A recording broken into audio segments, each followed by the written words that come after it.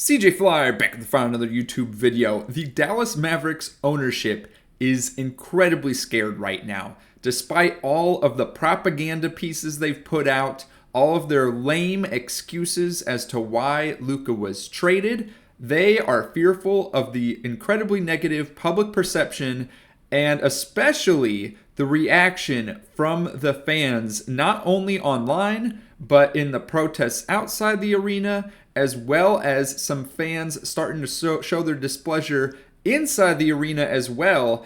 And this organization at this point in time, I mean, y'all might think I'm over-exaggerating. It's being run like nearly like a dictatorship inside the arena. Like, it's so painful watching what is going down here. Like, this is the most control I've seen ownership of a pro sports franchise try to have over their fans and what they are allowed to say, do, whatever it may be.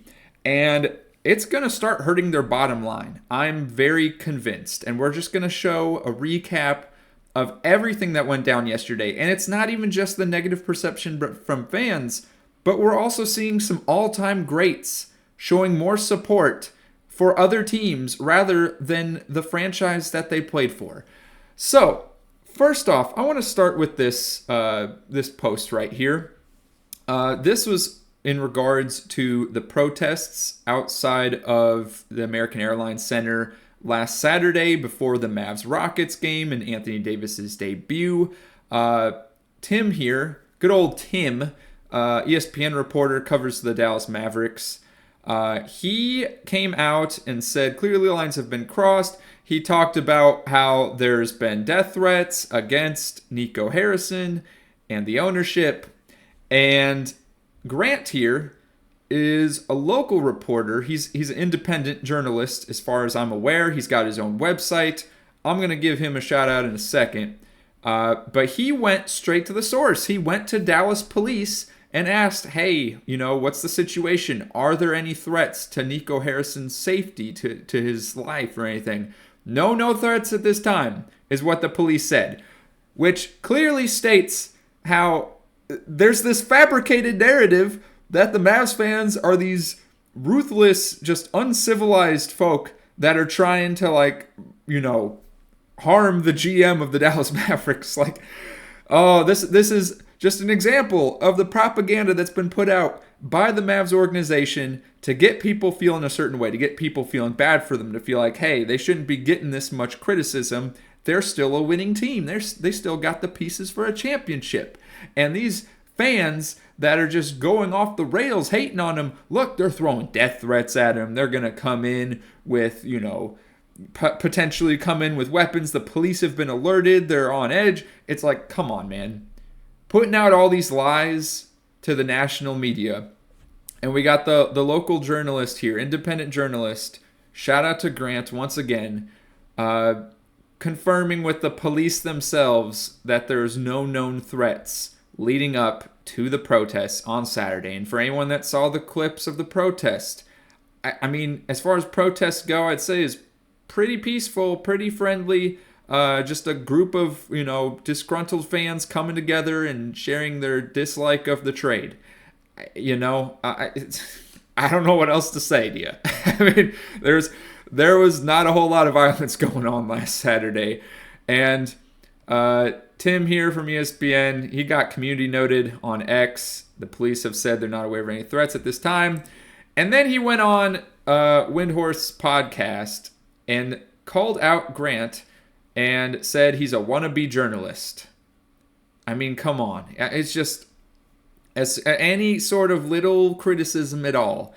And, the only reason anyone would say this to Grant is because they're afraid of the narrative being shifted. They're afraid of someone else showing up and doing a better job at reporting than they are. It's quite obvious that there is some Mavs propaganda being put out there and that the ownership is trying their best to control the narrative. And despite all of the funding that they may have, they're not able to control it. The fans are still mad, and it's just, man, I don't know. Like I said before, I got tickets to a few more games left this season. I guess I'm just gonna have to sit there and keep my mouth shut if I don't want to get kicked out. Because I don't know. Look at these clips. Look at these clips. And here's his website, by the way, Grant's website, DallasHoopsJournal.com. Go ahead and check him out. He's got clips posted from the game last night, and man, I feel like some of the reasons these fans are getting kicked out, it's pretty mild. So we can go ahead and enlarge the image here.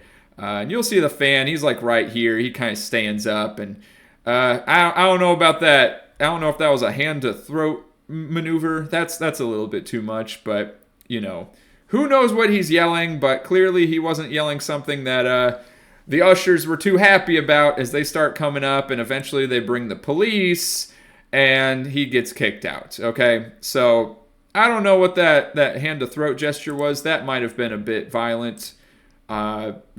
Potentially. However, there's another fan that really stood out last night, and that would be the one that got on the Jumbotron during the karaoke. We go ahead and play this clip here.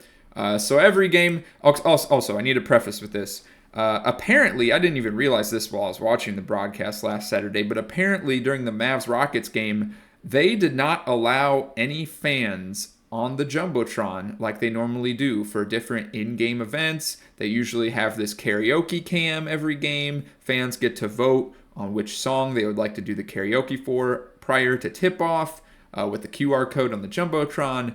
And I guess they took it away last Saturday, and they thought yesterday for Monday's game versus the Kings that they were safe now. They didn't have to worry about any kind of backlash. Okay, it's blown over. It's been a week.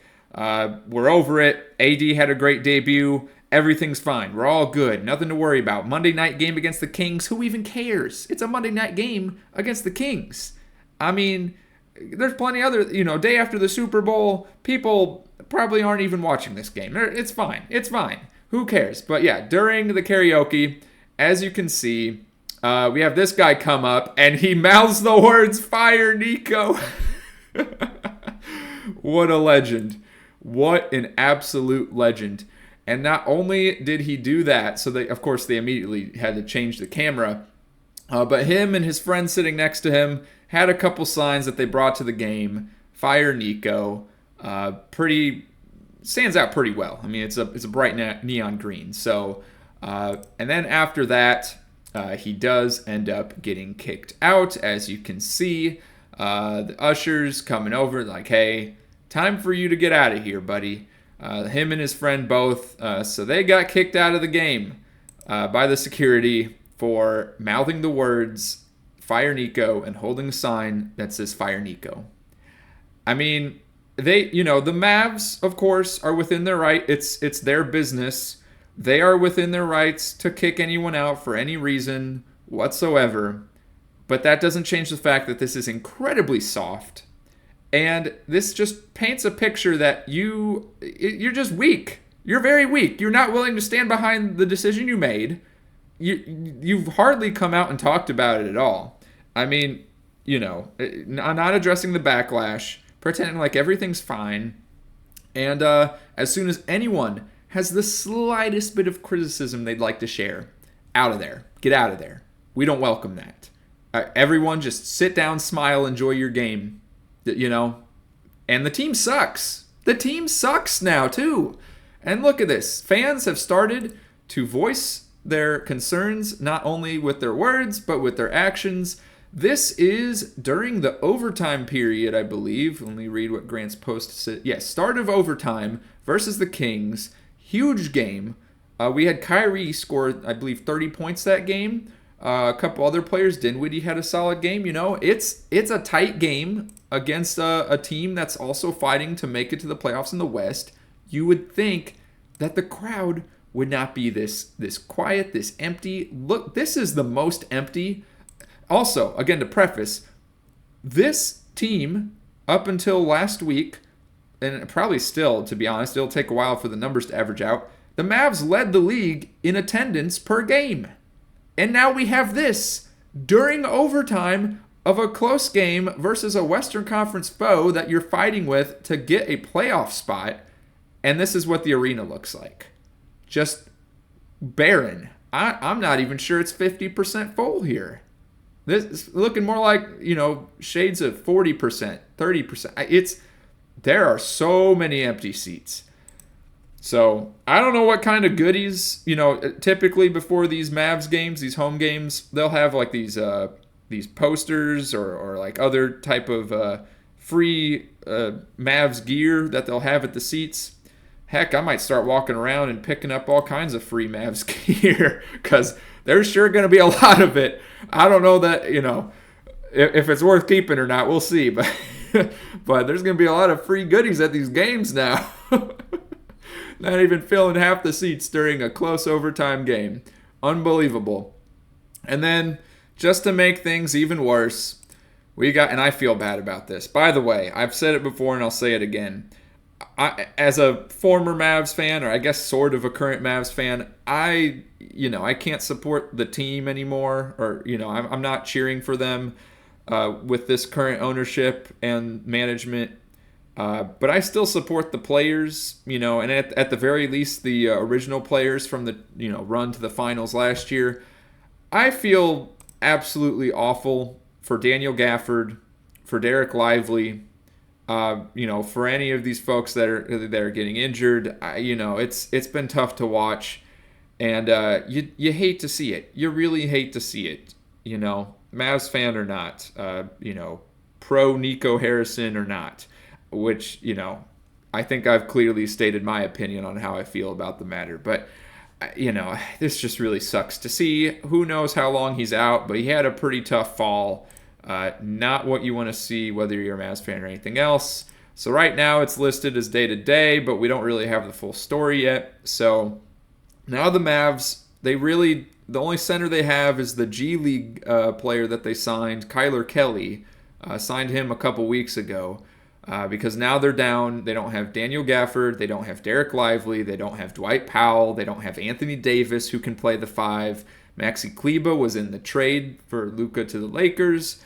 I mean, they're in a world of hurt. I mean, and PJ Washington's going through his injury issues. He might be fine by next game, and if he is, I mean, heck, he might be the starting center. Well, I guess Kelly will probably be the starting center, but he might be the backup center at that point. I don't know. It's not looking good, and to make matters even more worse, backlash from the fans. Gafford getting injured. This game goes to overtime, and they lose to a DeMar DeRozan game winner. He was getting doubled in the corner. He did a little step-through move and hit the mid-range jump shot, putting them up by 1 with a second left, and that's it. That's all she wrote. The game's over. Kings win. It's just a brutal night if you're still rooting for the Mavs, I gotta say. Not what you want to see. And then, to make matters even more worse, typically all-time talents for your roster, for your franchise, like Dirk Nowitzki, who's got a statue outside of American Airlines Center, instead of choosing to attend the Mavericks game. And by the way, I believe he also, from what I've heard, was not in attendance for Anthony Davis's debut last Saturday. Someone please fact check me on that, but that is what I've been hearing. He, instead of going to the Mavs game tonight, went to the Lakers game to go cheer on Luka. I mean, how much worse can it possibly get? Mavs ownership has got to be so incredibly intimidated and scared right now. They are trying their hardest to control the narrative with propaganda pieces, hit pieces, saying Luka was out of shape. He was not, his work ethic was not there. He was not the right fit for Mavs culture. Overeating and all this other stuff. Just didn't have the winning mentality, which sounds so funny saying it out loud. Luka not having the winning mentality. How many clips do I have to show you from the playoff run last year and then for you to stare me back in the face and say, no winning mentality there. No winning mentality. Doing it with 2 bloody knees. I mean, if you had long-term concerns about his injuries with the knees and whatnot, that's a more legitimate excuse than coming out and attacking his character and saying he doesn't have the work ethic. I don't know. You try to control the narrative, And clearly, you're you're doing a pretty awful job. You're choosing the wrong aspects of the situation to target if you're trying to control the narrative here to justify the trade being a good trade for the Mavericks organization and their chances of winning in the short term and the long term. So Dirk's at the game, and I mean this pretty much sums it up. Dirk, the all-time Mavs legend, greatest Maverick of all time, attending the Lakers game instead of the Mavs game. Mavs fans getting kicked out of the arena for saying "Fire Nico" on the Jumbotron. As far as, backlash goes, and as far as like the types of things that fans could be saying vocally during a game, that is as mild as it will get. Saying "Fire Nico, sell the team." It does not get more mild than that. No profanity, no violent gestures. Now, yeah, there was that one guy that it looked like he may have done a hand to the throat gesture, but my point still stands. They threw out a guy that said "Fire Nico." That's as mild as it's going to get. I mean, the ownership is incredibly concerned right now. They don't know what to do. And at this point, they need to just let the fans just let it all out. Because the more you hold back, the stronger the backlash is going to get. And clearly it's already gotten pretty strong given the number of empty seats in the arena last night. So now we look at the standings after the games. Mavs are actually still in contention for a play-in spot, but that could fall to the wayside pretty quick. I mean, you're looking at, they're 2 games above 500.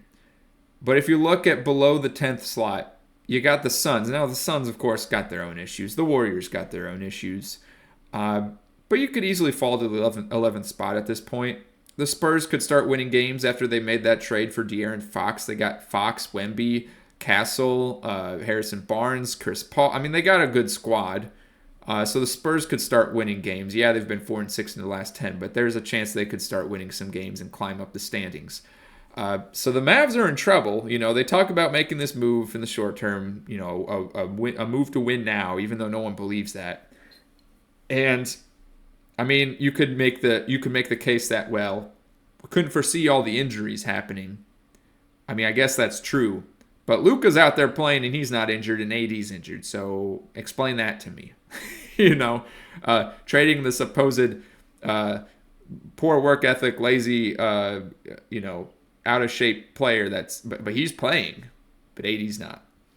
I don't know. And I don't want to hate on AD too much. He got thrown under the bus in this situation too. He didn't ask for any of this, and he seems like a genuinely good dude. So, I don't want to throw AD under the bus. Anytime I point out any negativity around Anthony Davis, it's more so just to point out how stupid the trade is and how terrible management and ownership has dealt with the situation. And one other thing to note about AD, I don't have any kind of supporting evidence or anything to pull up at the moment, but I heard a rumor that from Lakers fans online that AD was supposed to be held out until after the All-Star break while he was with the Lakers. Like, he wasn't going to play again until after the break. But the Mavs played him last Saturday, and then he gets hurt again. And it makes me wonder if perhaps Mavs ownership, again in their attempt to control the narrative and to calm fans down, rushed AD onto the court in order to make that happen, and now it completely backfired because he got injured in 3 quarters.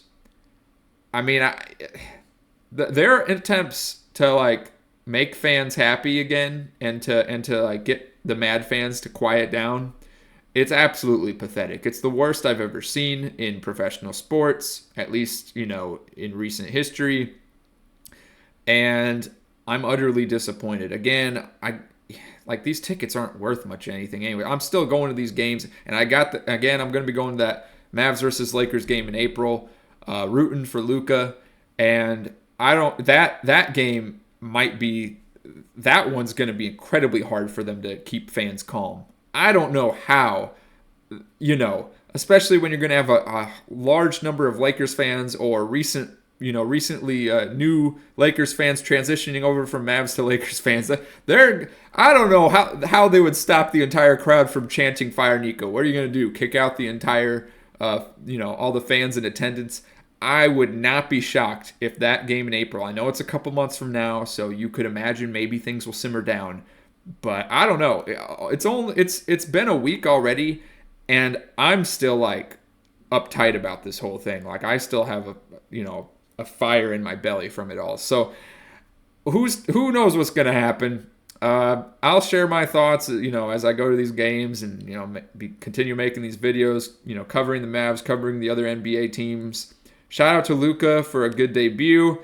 Obviously being on a minutes restriction and his first game back after that injury, he wasn't going to be doing a whole lot. So pretty solid, playing from him. And him and LeBron look like they're going to be so much fun to watch playing together. Luka with that full court pass to LeBron on the break. I mean, that was incredible. So anyways, let me know what you think about this whole situation in the comment section down below.